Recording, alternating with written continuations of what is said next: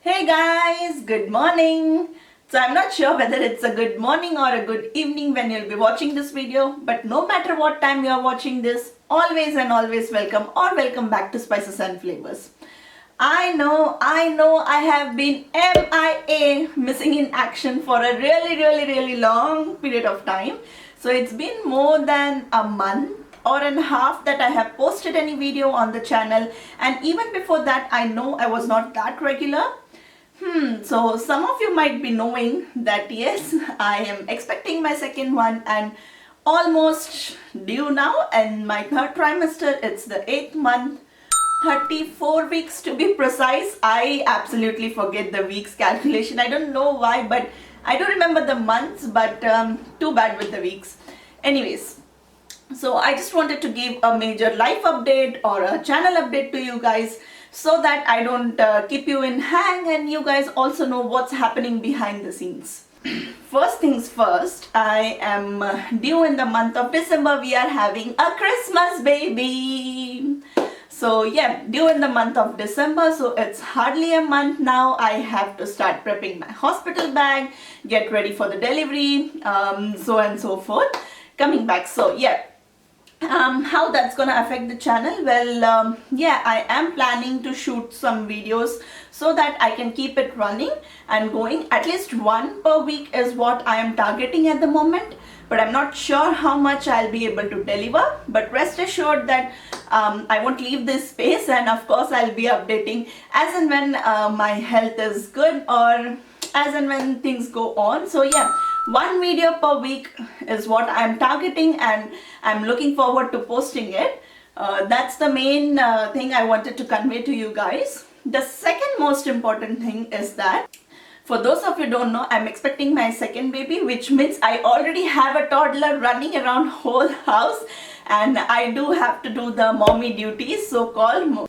She goes to preschool, kindergarten, so I do have to pack her lunch box as well as prepare everyday lunch and dinner recipes for the family. It's kind of basic everyday work that maybe every mother does. And one thing to note is that she is a really picky eater, so I have to pack something interesting, wholesome, healthy, as well as easy to make for me, so that I'm rest assured that she eats at least something and she is full throughout the day when she's at school playing or running around. For which I have started a brand new YouTube channel. Actually, it's not a brand new, it was old. I wasn't updating it for past an year. But now that I'm regularly making lunch boxes, I thought I'll just shoot it and post it. So it's a very kind of casual style videos that I'm doing on that channel. And since I make it every day, so I have been posting frequently on that. So if you guys are interested in watching everyday lunchbox recipes, then meal planning, everyday Indian recipes, then definitely check out that channel. The catch is that it's in Tamil, my regional language, my mother tongue.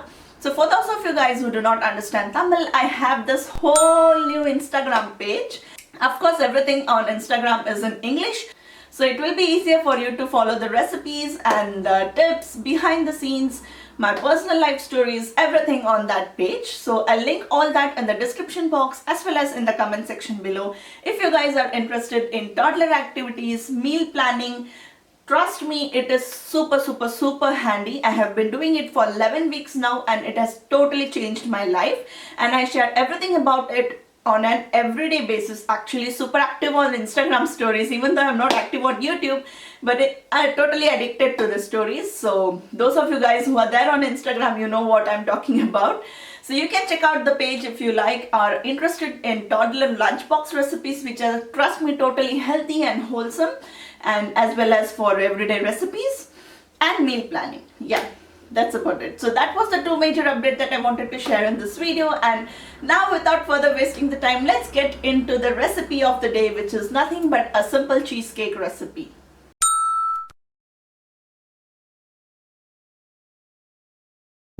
So let us start by making the cheesecake crust, for which here I am taking 1 cup of crushed Oreos.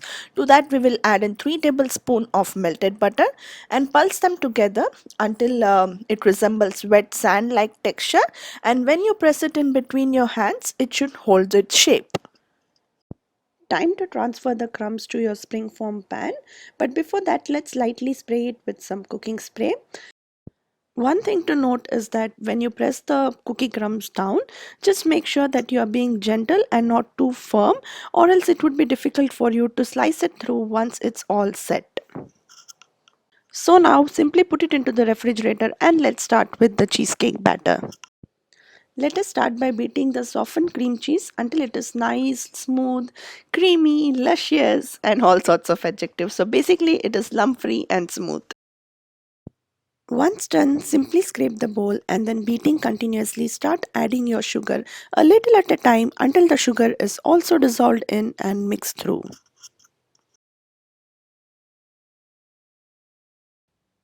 Next thing to add is sour cream, and now you know the drill. Beat it again until everything is combined well.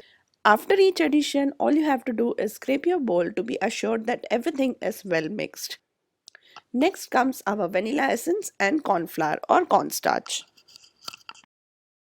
By now you know the drill, right? So mix that through as well and then scrape your bowl and start adding eggs one at a time.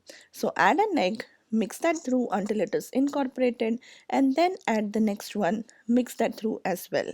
The only thing to note is that you never ever overbeat the cheesecake batter once you add eggs, because that would mean you would end up incorporating air into the batter, which we do not want, as the air will rise while cooking or baking.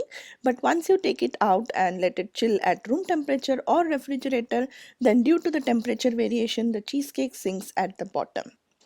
So once the eggs are incorporated, divide the batter into two equal bowls. So this came up to 400 grams approximately, and then in one of the bowl add in the melted chocolate and mix that through as well. At this stage I'm gonna hand mix it, that is using a manual whisk, because the same reason, you do not want to incorporate air. So mix that through as well, and now you have your two batters, that is a plain vanilla batter as well as a chocolate cheesecake batter. So all you have to do is take your springform pan out of the refrigerator and start adding dollops of alternating vanilla cheesecake and chocolate cheesecake batter on top of each other right at the center, just like the way you can see it here in the video. The only thing to note is that try to keep the measurements, that is the ladle in my case, if you notice, is of a similar size. So if you are using a cup, try to maintain a similar size so that you are adding equal amounts each time. So if you are using 1 cup of cheesecake batter, that is plain vanilla cheesecake, then make sure that you are using 1 cup of chocolate cheesecake batter as well. So add it in an alternate form and don't be tempted to push it or spread it with a spatula or something. Let the batter do its job on its own.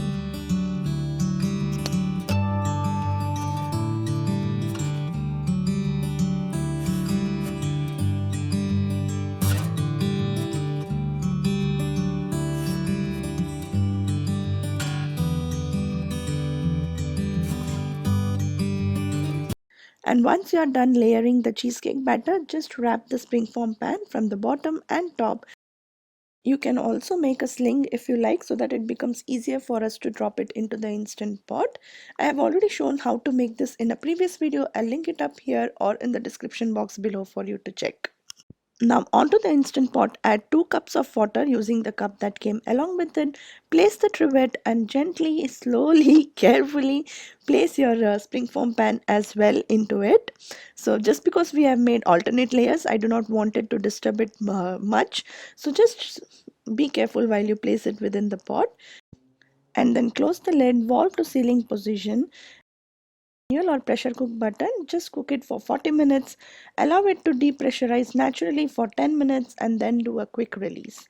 After which, take your springform pan out, and when you shake it just a bit, you can still see that the center is not set completely, it has a wiggle. Allow it to cool at room temperature for 20 minutes and then place it into the refrigerator for around 4 hours minimum to set completely. After which you can decorate it the way you like it. I have added some chocolate shavings and topped it with some cool whip. Sorry about the poor angling camera here. My head was covering the screen and I had no clue about it. So simply add dollops of whipped cream on top, and that's it. When you slice it, you'll have a beautiful patterned marble layer just like the way you can see it here, a zebra skin tone maybe.